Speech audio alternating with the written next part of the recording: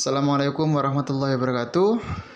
Ini adalah video kelanjutan dari video di part 1 ya. Silakan disimak. Kemudian dalam buat kebutuhan dalam buat pembelajaran itu ada kebutuhan hardware yang harus kita penuhi. Apa yang pertama adalah kamera. Bapak Ibu sudah punya kamera kan? Saya yakin Bapak Ibu guru yang hebat semuanya ini sudah mempunyai kamera. Bisa kamera profesional. Ini kamera yang biasa digunakan untuk syuting-syuting atau potong film atau apa, itu bisa menggunakan ini yang profesional. Atau pakai handycam. Bapak Ibu, dulu kita mengenal handycam. Bisa juga untuk moto ya, itu bisa untuk merekam. Atau juga bisa kita ini DSLR. Ini saya kira kualitasnya bagus. Semakin tinggi spesifikasi kamera, maka akan semakin bagus produk kita, akan semakin bagus hasil yang kita dapatkan. Video pembelajaran yang baik adalah bukan hanya di proses editing. Editing itu hanya plus. Kalau kita hanya mengambil dalam kondisi jelek, dalam editing bisa sih diperbaiki, tapi nggak akan sebagus kalau kita mengambilnya dengan yang bagus. Seperti itu. Kadang-kadang muka kita blur, pecah-pecah gitu, seperti itu. Atau juga kita bisa menggunakan kamera mirrorless. Ini kamera mirrorless, kamera digital biasa itu. Tapi sekarang mirrorless itu pakai bisa zoom in, zoom out. Ini saya kira kualitasnya mendekati lah dengan DSLR. Bahkan kadang-kadang mirrorless yang baru itu lebih bagus daripada DSLR yang lama. Selanjutnya kita bisa pakai HP Android. Bapak Ibu guru semuanya yang hebat, saya kira mempunyai kamera yang ada di HP-nya masing-masing. Seperti itu. Selanjutnya voice recorder. Voice recorder itu apa, Pak? Voice recorder itu perekam suara kita.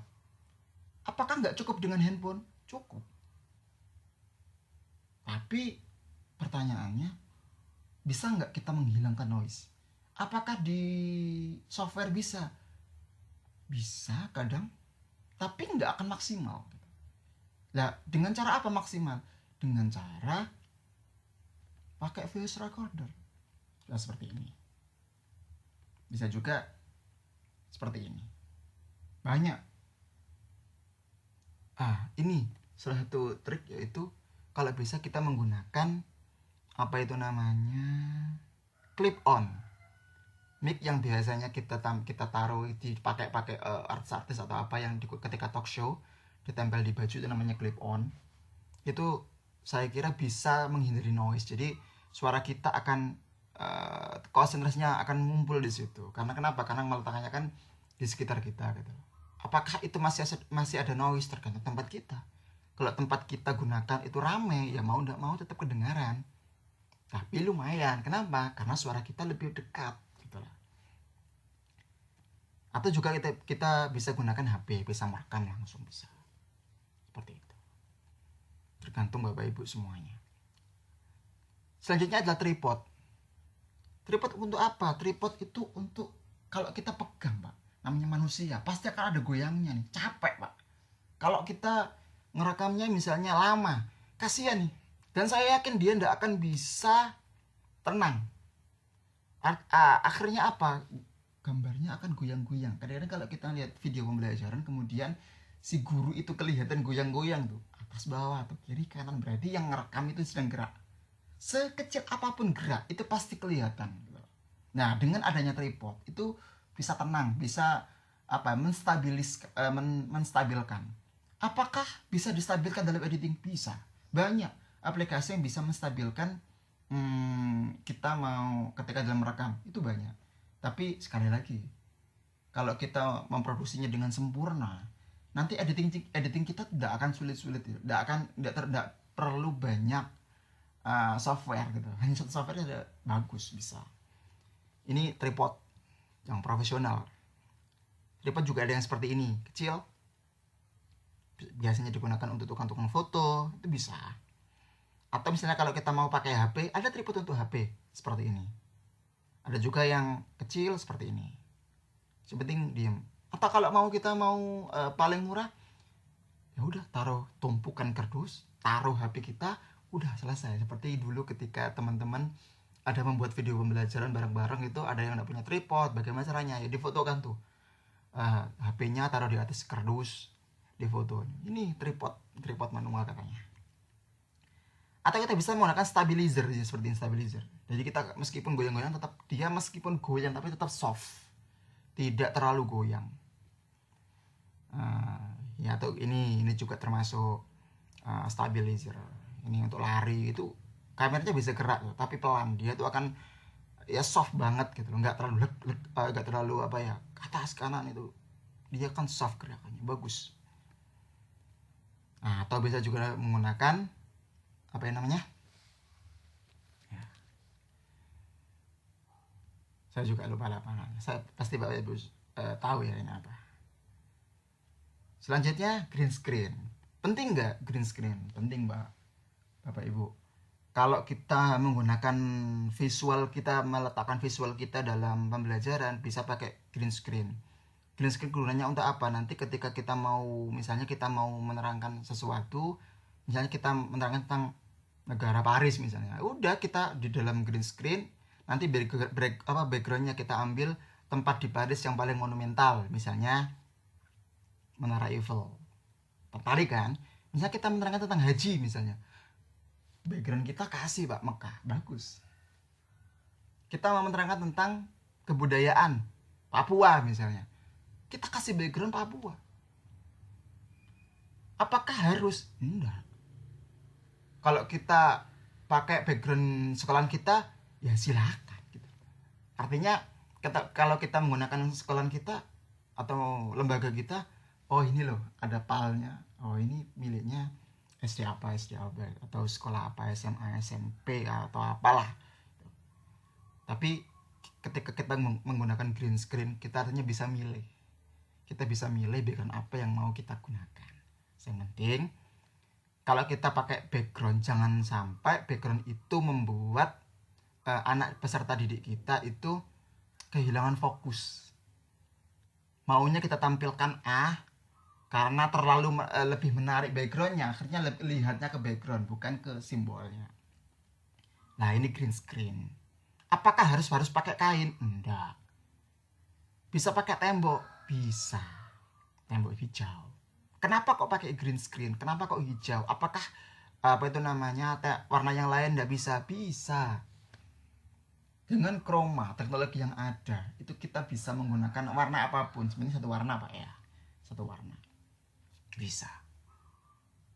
Kenapa kok disebut green screen? Ini perkiraan saya ya, dan dari berbagai referensi juga sih. Karena kenapa kok harus warna hijau? Kan green screen, layar warna hijau. Kenapa kok green screen hijau? Karena dalam tubuh kita itu tidak ada, yang paling tidak ada itu mendekati adalah warna hijau atau warna biru. Jadi dalam pemilihan layar, usahakan warna itu tidak ada dalam tubuh kita. Misalnya kita pakai baju putih nih, kemudian screen kita warnanya putih. Ketika kita kunci chroma, ya kita seperti hantu Pak, tinggal kepalanya aja gitu, sama tangan, tanpa tubuh. Jadi sebelum kita memilih screen, kita lihat nih baju kita perhatikan dulu bagaimana, cocok enggak. Nanti ketika di chroma hilang enggak, kan enggak lucu ketika kita menerangkan pakai warna putih, screen kita warna putih, kita kunci chroma, tinggal kepala kita melayang. Itu kan aneh ya kan. Nah ini salah satu contoh pakai green screen animasi. Nah ini kan sangat kreatif. Nah ini contohnya green screen, kita lihat di film-film itu apa itu namanya, dia hanya di sebuah ruangan tapi diaplikasikan di dalam, dia seperti di langit. Ini kan keren Bapak Ibu ya kan. Ini contoh lain. Nah film-film animator yang ada di luar negeri itu kan pakai green screen semuanya. Ketika mereka menggunakan objek warnanya hijau, bagaimana Pak? Diganti dengan blue screen misalnya. Yang penting apa? Tidak sama dengan apa yang ada di tubuh itu, biar tidak hilang. Nah ini salah satu contoh juga. Nggak perlu kita syuting berada di Alaska, kita gunakan seperti ini, beres. Selanjutnya ada lighting. Perlu nggak pencahayaan? Sangat perlu. Kenapa? Karena ketika pencahayaan kita maksimal, dalam pengeditan green screen itu sangat mudah, satu klik hilang.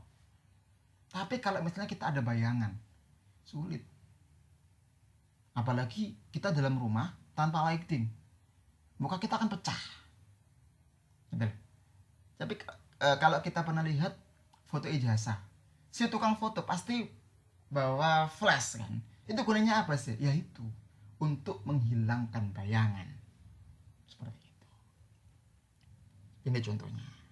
Ini yang profesional ya. Seperti ini. Ini kemahalan, ini biasanya dipakai untuk foto-foto ya, foto-foto wisuda, foto-foto ijazah, itu pakai lighting seperti ini. Nah, ini yang murah. Bisa kita gunakan. Ini lampu LED kalau nggak salah. Ini bisa digunakan. Sekarang udah banyak kok. Ada juga yang versi bulat. Seperti ini. Ini murah. Ada pengaturannya, terang. Ini kan menghilangkan bayangan. Ada juga sekarang yang versi Android. Nah, misalnya mau kita glowing, pakai aja ini. Nanti biar enggak kalah terang. Jadi ketika kita membelakangi cahaya pun masih kuat gitu loh. Usahakan ketika dalam perekaman jangan sampai membelakangi cahaya.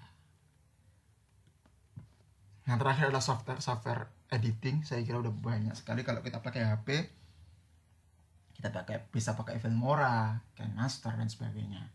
Kalau saya biasanya pakai KineMaster. Kenapa? Karena saya kira pengaplikasiannya sangat mudah banget gitu loh. Pakai KineMaster. Kalau kita pakai laptop, banyak ada Movavi. Kalau mau kita profesional, Filmora kan juga ada ya. Filmora yang laptop ada. Atau kita mau yang profesional, kita pakai Adobe Premiere. Saya kira itu software, tapi itu semuanya pakai manual. Memang hasilnya lebih bagus kalau kita bisa mengoperasikannya. Kalau kita pakai HP, kalau saya sih pakai KineMaster. Saya kira itu udah bagus. Bukan saya mau mempromosikan KineMaster, nah, karena saya pun tidak di-endorse sama pihak KineMaster. Tapi selama saya gunakan bagus dan sangat gampang gitu. Sekali klik hilang, sekali gini visualnya itu lebih mudah. Bapak Ibu semuanya, karena video ini terlalu panjang, maka dari itu kami berinisiatif untuk memotongnya agar Bapak Ibu tidak cepat jenuh ya. Untuk selanjutnya bisa klik di part selanjutnya. Oke, next ke video selanjutnya. Assalamualaikum.